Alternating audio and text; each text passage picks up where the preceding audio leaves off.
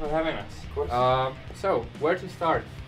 Tell me. You guys have a new album called Purple. Before you went through, red, blue, yellow, and green, and before releasing Purple, are you aware that your fans were thinking you were releasing those named after Pokemon editions? No, I did not know that. That's a piece of trivia right there for I you. didn't know. I thought for a minute that there was a theory that No, we were doing. There's this book in the U.S. called, it's by Shel Silverstein, I think. It's called One Fish, Two Fish, Red Fish, Blue Fish. Because we did first EP, second EP. Right, and then yeah. Blue, so that was another one. Well, But no Pokemon. No Pokemon. Okay, thank you. So every one of those has a distinct sound, obviously.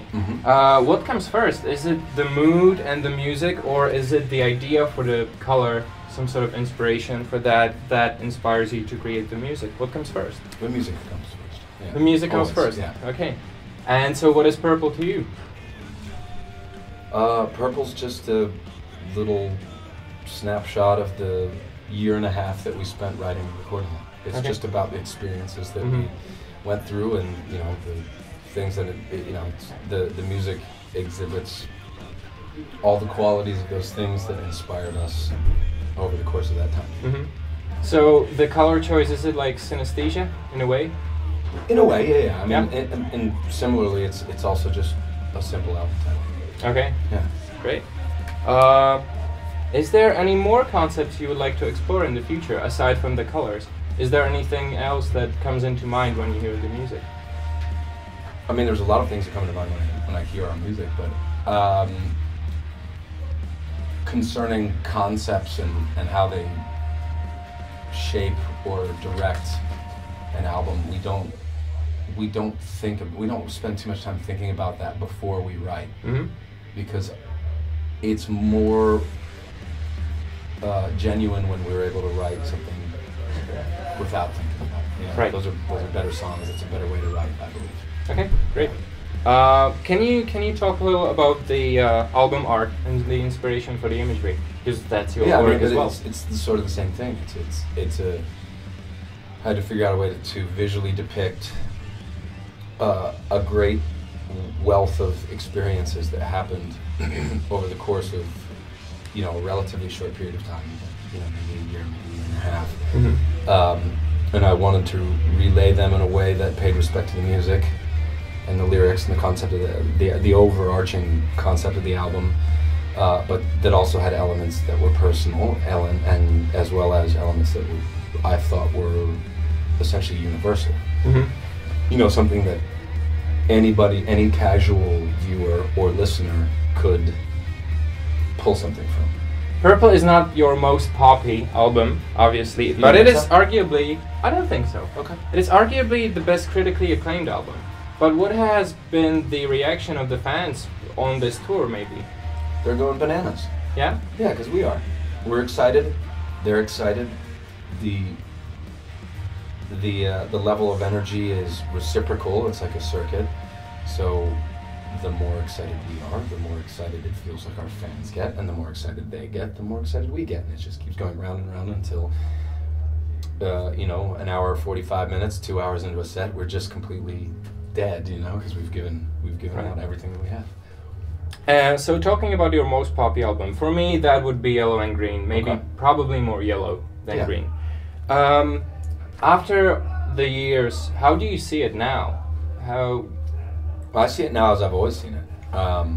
We needed then, as we need with the beginning of each record, to do something different and to hold ourselves to a higher standard of quality, and to try and make an attempt to write music that's more genuine and earnest and direct. With Yellow and Green, we were trying to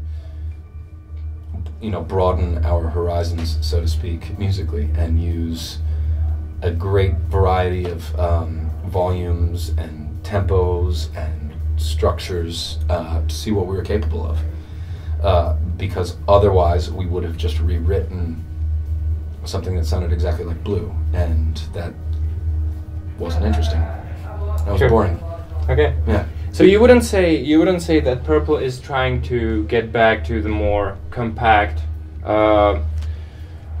raw yet still catchy sound of Red and Blue. It's just another phase, another chapter. Yeah, to me the way we wrote music during Red and Blue was completely different than the way we wrote music for Purple. So it's in my heart and in my mind and to my ears, it sounds entirely different than those two records. Would never ever under any circumstance take a step backwards musically. Okay. Why did you pull a double release back then? Why not two shorter albums or one? Because if we had released one and then had to wait on the songs that we had to release the second, I felt like we would have probably thrown some of them away. So was it just a lot of music flowing? It was like going with it. In the States we say you got to air out your laundry, and we had a lot of laundry, so to speak, to air out. We had a lot of things that we needed to say, and it felt important to say them as they happened all at once, even though it didn't make sense. The journey to Purple has been rocky because of that, because of the bus crash, because of the lineup changes. But still, the album came out and it sounds incredibly cathartic, positive, and optimistic, I would say. Yes. Does that reflect your personal journey? Your, if we're writing songs correctly, it does. Yeah. I mean, if our intent is to take the things in life that we struggle with, or the things in life that we can't quite articulate with words, that we can't quite deal with in a different way, and use music to express those thoughts, therefore address them and move past them, then yes, I think that's exactly what we've done. Okay.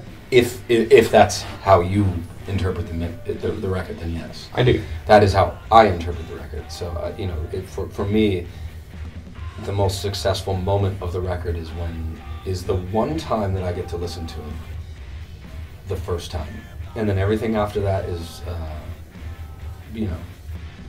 that's for everybody else. But there's one listen I get that tells me whether or not we've been successful, and that comes before anything's sold or anything's marketed or anything's toured on or anything like that. And it's that first pure listen that you get. The production on your albums is usually very colorful, textural, rich, and complex. How does it all start? Does it start with a very clear vision about the final product, or do you just go with it and experiment with gear and etc.? Yeah, I mean, it starts with a pretty clear idea of what would work. We record demos of our songs and listen to them and critique them and add layers to them, and then once we've got things that we know will work, then we record and we see what actually does work. In a real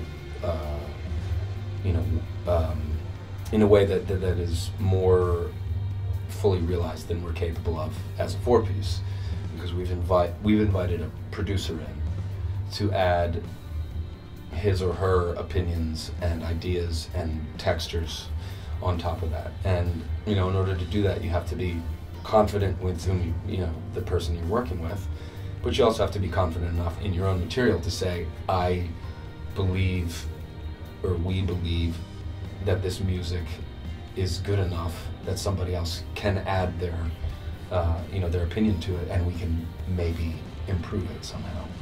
But there is always room in a recording studio to let something change, and something get modified. You can cut things out, you can add things. There really aren't rules. The only limitations that you have as a recording artist are the limitations of your creative imagination. Is whether or not you choose to take a Spartan, straightforward, very clean and simple approach, or something that's more complicated and layered. And we typically like to layer things because it's interesting.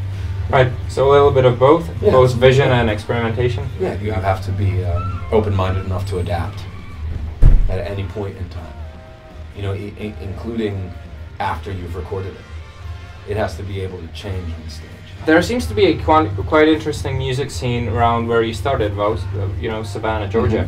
Mm-hmm. Quite a lot of well-known bands in these underground circles Right. come from there. What was it like to start there? We lived in a town, and we had friends in bands, and we were trying to mutually, outdo one another creatively and in a positive way, and help each other. And that environment bred a whole lot of creativity and quite a few great albums, in my opinion. Sure. So I don't know how that stacks up against anybody else, because that's where I lived for 11 years. Right. That's all I knew. And then you moved to Philly, right? Yeah, no, And I moved to Philadelphia. right.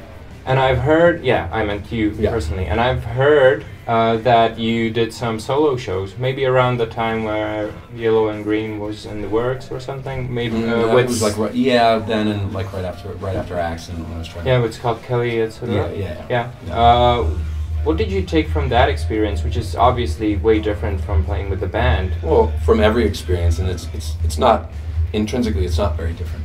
It's a little more exposed. But any time that, as a musician, any time that you get an opportunity to do something different and challenging, that forces you to, really push your skills forward, you should take it. Regardless of whether or not you're good at it, it's a great learning experience. Both playing with a band and playing without. It all adds up to, as a musician, to learning new ways to present music. Would you ever consider working with that stripped back setting? I in the I future? do. Yeah, I have done it, and I will continue to do it. There's nothing conceptually that's off the table, ever. And that's an important thing to note. I don't see the point in ever sticking to one path. I think you should always have multiple directions that you can go. So in 2 years, the band is going to be 15, right? If I'm counting correctly.